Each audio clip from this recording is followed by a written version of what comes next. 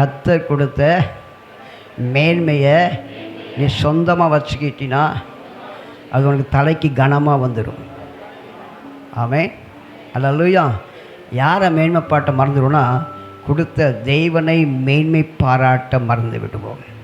ஆமென். அதனால தான் ஆண்டவர் சொன்னார், உன் கையில் இருக்கிற எந்தா இருந்தாலும் என் நாமத்தை மகிமைப்படுத்தும்படியாய் கொடுத்துருக்கிறேன்.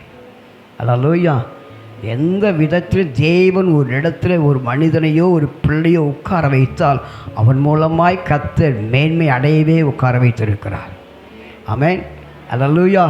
எரேமியா சொல்லுவான், ஞானி ஞானத்தை குறித்து மேன்மை பாராட்டும் வேண்டாம், ஐஸ்வர்யத்தை குறித்து மேன்மை பாராட்ட வேண்டாம், கர்த்தரை குறித்து மேன்மை பாராட்டும். அப்படின்னா என்ன அர்த்தம்? இந்த மேன்மையை நீ வச்சுக்காத. ஆமென்.